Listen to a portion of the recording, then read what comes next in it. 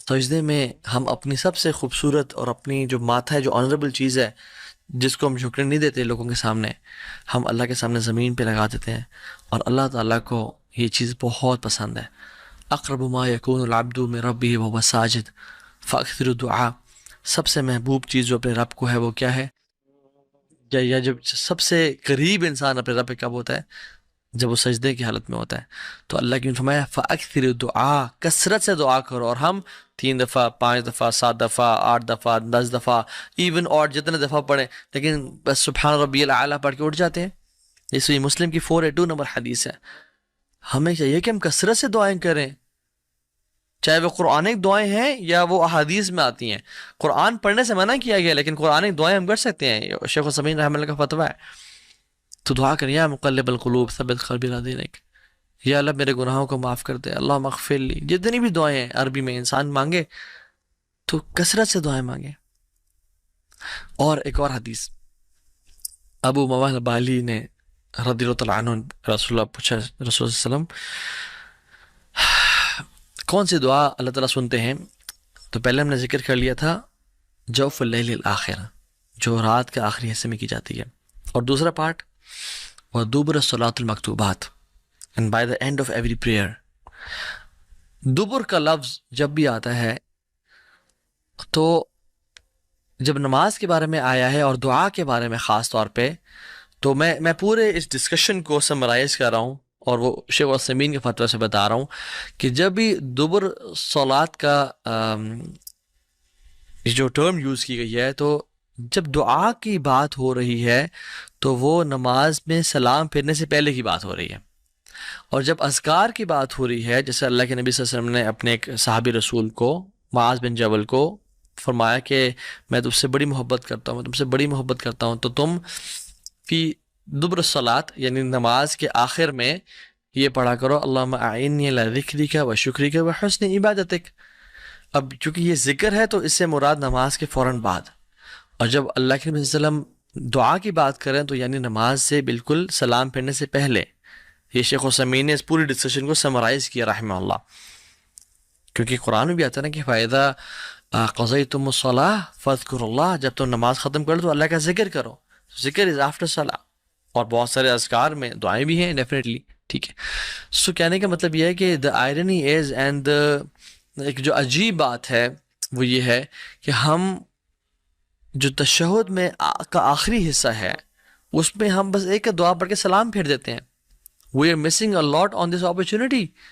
رسول اللہ صلی اللہ علیہ وسلم نے فرمایا کہ اس وقت میں جو تمہیں دعا پسند آتی ہے تم وہ کرو۔ عام طور پہ ہمارے ٹرینڈ بنا ہوا ہے کہ ہم وہ دعا جو ہے رٹی رٹائی، رب اجعلنی مقیم الصلاۃ ومن ذریتی، یہ کر سکتے ہیں، لیکن اور بھی تو مانگیں۔ اللہ کے نبی نے فرمایا کہ 4 چیزوں سے پناہ مانگو، قبر کے عذاب سے، موت کے عذاب یعنی زندگی موت کے عذاب سے، جہنم کے عذاب سے، اور دجال کے فتنے سے پناہ مانگو۔ اس طرح کی جتنی دعائیں آپ کر سکتے ہیں کریں، جو دعا چاہتے ہیں آپ سلام پھیرنے سے پہلے کریں۔ اور ہمارے سب کانٹیننٹ میں ایک عجیب سی بات، آئرنی یہ ہے کہ سلام پھیرنے سے پہلے ہم دعا نہیں کرتے، اور سلام پھیرنے کے بعد اجتماعی سب لوگ ہاتھ کھڑے کر دیتے ہیں، جو کہ صحابہ کرام کے دور میں نہیں ہوا کرتا تھا۔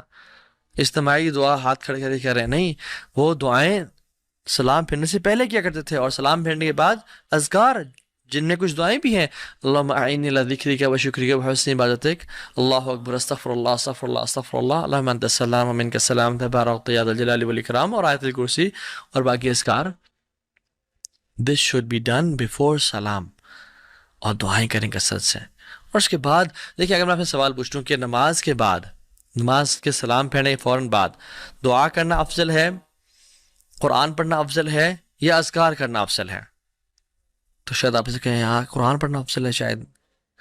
تو صحیح آنسر یہ ہے کہ اذکار کرنا سب سے زیادہ افضل ہے۔ کیوں؟ کیونکہ سنت سے ثابت ہوتے ہیں نماز کے بعد اذکار کرنا، اور جب اپنے اذکار کر لیے اس کے بعد بے شک آپ دعا کریں یا قرآن کی تلاوت کریں یا جو مرضی کرنے کریں۔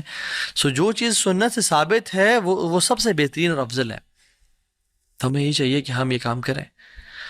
ایک اور مارننگ ہیبٹ جو کہ ہمیں کرنی چاہیے، اور جو اپرچونٹی ہے اللہ تعالیٰ کی ذمت میں، اللہ تعالیٰ کی پروٹیکشن میں آنے کی، وہ یہ کہ نماز فجر بعد جماعت سے پڑھنا۔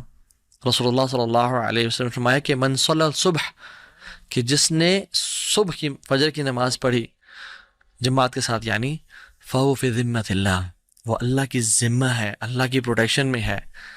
فلا یطلبنکم اللہ فی ذمتہ بشیء فیدرکہ، اور کہا کہ اللہ تعالیٰ جس چیز کی ضمانت لے لیتے ہیں نا، اس کو جو تنگ کرے یا اس کو جو نقصان پہنچائے تو اللہ تعالیٰ اس کو تلاش کریں گے، یعنی مینس کہ اس کو برباد کر دیں گے. فَيَكُبَّهُ فِي النَّارِ جہنم، اور پھر اس کو جہنم کی آگ میں ڈال دیں گے. جو شخص فجر کی نماز باجماعت پڑھتا ہے وہ اللہ تعالیٰ کی پروٹیکشن میں ہے، اور جو شخص انسان یا شیطانوں میں سے اس کو ڈسٹرب کرنا چاہے یا اس کو تکلیف پہنچانا چاہے تو اللہ تعالیٰ اس کو نہیں چھوڑیں گے، نہ ہی دنیا میں نہ آخرت میں. صحیح مسلم کی حدیث ہے 657. تو فجر کی نماز کو باجماعت پڑھنا سیکھیں، اور نماز کے پڑھنے کے بعد ایک اور ڈیلی ہیبٹ کہ سینگ سبحان اللہ و بحمدی 100 ٹائمز مارننگ اینڈ ایوننگ میں. جو شخص یہ پڑھ لیتا ہے، حدیث میں آتا ہے کہ قیامت کے دن اس شخص سے بہتر کسی اور کے اعمال نہیں ہوں گے. اللہ اکبر، سوا اس شخص کے جو اس سے بھی زیادہ پڑھ کے آئے گا سبحان اللہ و بحمدہ. sometimes we think کہ بس یہ چھوٹے سے اعمال ہیں، we belittle these actions، but سبحان اللہ یہ حشر کے دن ہوگا معلوم کہ جیتا کون اور ہارا کون، اور وہ جو یہ عمل کر کے آئے گا. اچھا، کچھ کوئکلی ایسی ہیبٹس بھی جو ہمیں اختیار کرنی چاہیے without mentioning their details and in this lecture on a brief note انشاءاللہ. وہ یہ کہ سونے سے پہلے وضو کر کے سونا اور 2 رکعات پڑھ کے سونا، اس کا بڑا اجر ہے. کوشش کرنا ہر نماز تکبیر اولیٰ سے پڑھنا. خواتین اپنے افضل وقت میں فجر کی تمام نمازیں پڑھیں سوائے کہ عشاء کی نماز کے. عشاء کی نماز لیٹ پڑھیں، وہ زیادہ افضل ہے، اور لیٹ بھی اتنا نہیں کہ نصف رات 11:30 بجے سے پہلے پڑھ لیں. مسواک کا استعمال کرنا ہر نماز سے پہلے. صبح و شام کے اذکار کرنا.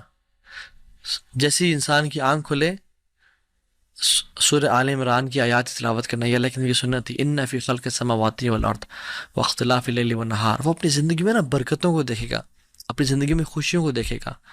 پھر جو شخص کر سکتا ہے وہ فجر کی نماز کے بعد مسجد میں بیٹھا رہے اور اشراق کے 15 منٹ بعد تک جب سورج طلوع ہوتا ہے 2 رکعتیں پڑھ لے یا 4 پڑھ لے، اس کو مکمل حج اور عمرے کا ثواب ملتا ہے. آپ روزانہ نہیں کر سکتے، آپ ہفتے میں 1 دفعہ کر لیں، آپ ہفتے میں 2 دفعہ کر لیں. 12 رکعتیں جو کہ سنن رواتب ہے وہ پڑھنا، جو فجر سے پہلے کی 2 سنتے ہیں، ظہر سے پہلے 4، ظہر کے بعد 2، مغرب کے بعد 2 اور عشاء کے بعد 2. جو یہ پڑھتا ہے اللہ تعالیٰ اس کا جنت میں محل تیار کرتے ہیں. 100 ٹائمز لا الہ الا اللہ وحدہ لا شریک لہ لہ الملک وله الحمد یحیی ویمیت وہو علی کل شیء قدیر پڑھنا. اس کے بڑے ریوارڈز ہیں، حدیث پہ آپ گوگل کر لیں آپ کو مل جائیں گے. islamqa.info ایک ویب سائٹ ہے، اس پہ آپ کو اس ڈیٹیلز مل جائیں گی. جو شخص 4 سنتیں ظہر سے پہلے پڑھتا ہے اور 4 ظہر کے بعد پڑھتا ہے اس کو اللہ تعالیٰ جہنم کی آگ سے آزاد کر دیتے ہیں. جو شخص عصر سے پہلے 4 سنتیں ادا کرتا ہے اللہ تعالیٰ کی رحمت اس پہ واجب ہو جاتی ہے.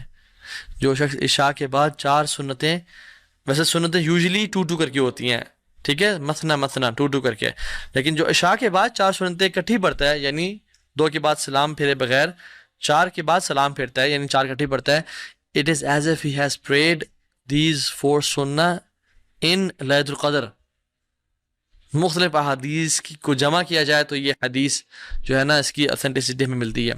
بہت ساری ضعیف روایت بھی ہیں مگر وہ حسن لغیری کے درجے تک، اور محدثین نے اس کی یہ بیان کیا کہ یہ جائز ہو جاتی ہے. اگر آپ کچھ بھی نہیں کر سکتے نا تو کم از کم جو میں نے ساری آج باتیں کی ہیں کم از کم ان میں سے شارٹ لسٹ کر لیں 3 کہ آج کے بعد میں نے قرآن ہر نماز کے بعد یا اس سے پہلے 10-15 منٹ پڑھنا ہے. کوشش کریں پہلے دعائیں کریں اذان سے نماز تک، اور نماز کے بعد قرآن کی تلاوت کریں 10 منٹ ہر نماز سے. امیجن اگر آپ 10 منٹ دے دیں ہر نماز پہ تو 50 منٹس بن جاتے ہیں. چلیں اگر آپ فجر یا مغرب یا جو بھی نماز آپ کی 2 بزی ہیں تو 30 منٹس بنتے ہیں کم از کم. قرآن کو ٹائم دیں، قرآن کو ٹائم دیں. نمبر 1. نمبر 2، آپ تہجد کی نماز اپنے آپ پہ لازم کر لیں. نمبر 3، جو مرد ہیں وہ باجماعت نماز کو، اور خواتین اول وقت میں نماز کو پڑھنے کا ارادہ کریں. کم از کم ڈیلی 3 رول تو اپنا سیٹ کر لیں. جو 5 کر سکتا ہے وہ 5 کرے، اور جو میں نے بہت ساری بتایا جو یہ سب کر سکتا ہے وہ سب کرے، لیکن at least start with some thing.